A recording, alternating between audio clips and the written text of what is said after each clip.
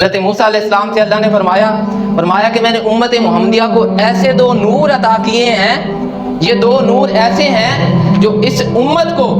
دو اندھیروں سے بچائیں گے۔ اچھا، حضرت موسیٰ علیہ السلام عرض کرتے ہیں یا باری تعالیٰ وہ دو نور کون سے ہیں؟ تو اللہ نے فرمایا ایک نور تو وہ ہے جس کی ہر رات نور علی نور ہے، اور ایک وہ نور ہے کہ جیسے جیسے بندہ پڑھتا چلا جائے گا اللہ اس کے دل میں نور کی شمع پیدا کرتا چلا جائے گا، اور وہ ایک رمضان شریف ہے اور دوسرا نور جو ہے وہ قرآن کریم اور قرآن مجید ہے۔ اللہ تعالیٰ کا کرم ہے، فضل ہے کہ اللہ نے ہمیں رمضان بھی عطا کیا ہے اور قرآن بھی عطا کیا ہے، یہ اس کی برکتیں رحمتیں ہیں۔ ہم کچھ بھی نہیں ہیں، دیکھیں ہماری زندگی کچھ بھی نہیں ہے، لیکن اللہ کا یہ کرم ہے کہ اللہ نے زندگی میں پھر ہمیں رمضان شریف کی برکتیں اور رحمتیں عطا کر رہا ہے، اور یہ غنیمت سمجھ کے کہ شاید ہو سکتا ہے کہ اگلے رمضان میں ہم ہوں یا نہ ہوں، مگر اللہ کی بارگاہ میں اتنا ضرور ہے کہ جب ہم اس مہینے میں پوری اپنی نیت اخلاص کے ساتھ اللہ کی بارگاہ میں جھکیں گے تو اللہ ضرور نظر رحمت فرمائے گا۔ اور حضرت ابو سعید خدری فرماتے ہیں کہ آقا علیہ الصلوۃ والسلام فرماتے ہیں کہ جب پہلی رات آتی ہے نا رمضان شریف کی، تو اللہ تبارک و تعالیٰ اس کائنات میں نظر رحمت فرماتا ہے اور پھر کرم کی نظر اتنی کمال فرماتا ہے کہ جس بندے پہ نظر کرم ہو جاتی ہے پھر اللہ اسے کبھی عذاب نہیں دیتا، اور پھر اس کی ہر رات اللہ تبارک و تعالیٰ 10 لاکھ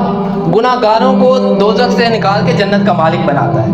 اور اسی طرح سے ہر رات اللہ تبارک و تعالیٰ اپنے 10 لاکھ گناہ گاروں کو دوزخ سے نکال کے جنت کا مالک بناتا ہے، اور پھر جب 29ویں رات آتی ہے، آخری رات آتی ہے جسے ہم چاند رات کہتے ہیں، ہم تو بڑی غافل اور بڑی غفلت کے ساتھ گزار دیتے ہیں نا، مگر یہ فرمان سنیے گا میرے آقا علیہ الصلوۃ والسلام کا۔ آقا علیہ الصلوۃ والسلام فرماتے ہیں کہ جب 29ویں رات آتی ہے تو اللہ کی رحمت اتنی جوش میں آ جاتی ہے کہ جتنے پورے مہینے میں اللہ نے لوگوں کو گناہ گاروں کو دوزخ سے نکال کے جنت کا مالک بنایا ہوتا ہے، اتنی تعداد میں اللہ تبارک و تعالیٰ اس ایک رات میں گناہ گاروں کو بخشش کا پروانہ عطا فرماتا ہے۔ کہاں پہ 10 لاکھ ہر روز ہر رات جو ہے اللہ تبارک و تعالیٰ گناہ گاروں کو بخشتا ہے، اور کہاں پہ 29ویں رات کو ان پورے مہینے کی تعداد کے حساب سے ایک رات میں اللہ تبارک و تعالیٰ اتنے گناہ گاروں کو بخشتا ہے۔ آپ دیکھیں میں اور آپ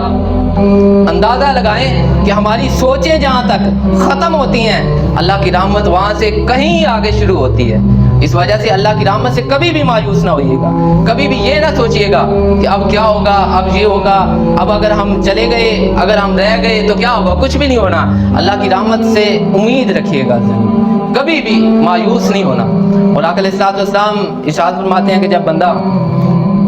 یہ کہتا ہے نا کہ بندہ کہتا ہے کہ کسی بھی بندے سے پوچھو بھائی نیکی کیوں نہیں کرتے، نماز کیوں نہیں پڑھتے، کہتے ہیں جی شیطان نے وسوسہ ڈال دیا، شیطان نے یہ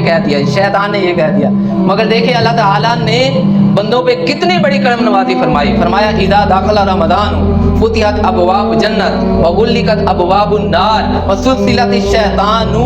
آقا علیہ الصلوۃ والسلام ارشاد فرماتے ہیں کہ اللہ ارشاد فرماتا ہے کہ جب رمضان شریف داخل ہوتا ہے، پہلی رات آتی ہے تو اللہ تبارک و تعالیٰ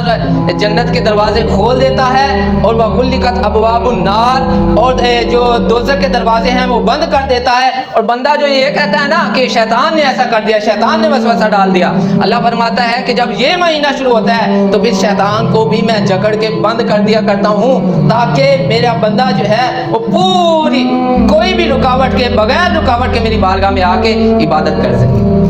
اور پھر شیطان کو جکڑ دیتا ہے پورا مہینہ اللہ تبارک و تعالیٰ شیطان کو جکڑ کے پھر اللہ ارشاد فرماتا ہے۔ آقا علیہ الصلوۃ والسلام حدیث کہتے ہیں من صام رمضان ایمانا و احتسابا غفر له ما تقدم من ذنبه، پھر اللہ ارشاد فرماتا ہے کہ اے بندے جب تو روزہ میرے لیے رکھے گا، جب تو روزہ ایمان اور احتساب کے ساتھ رکھے گا تو پھر میں رب ہو کے اعلان کرتا ہوں غفر له ما تقدم من ذنبه، تیرے پہلے جتنے بھی گناہ ہیں میں رب ہو کے اعلان کرتا ہوں اور سارے کو معاف کر کے تجھے جنت کا ٹکٹ عطا ہے۔ اور اتنا بڑا کرم نوازی، اتنی بڑی کرم نوازی۔ آقا علیہ الصلوۃ والسلام فرماتے ہیں کہ قال اللہ فرماتا ہے کل عمل ابن آدم لہو، جتنے بھی اعمال ہیں لوگوں کے، بنی آدم کے جتنے بھی اعمال ہیں لہو اس کے لیے ہیں، الا صیام، مگر روزہ ایک واحد ہے جو اس کے لیے نہیں ہے۔ فرمایا کہ یہ روزہ میرے لیے ہے اور اس کی جزا بھی میں ہی دوں گا۔ یہ اللہ فرماتا ہے کہ اے بندے مجھے پتہ ہے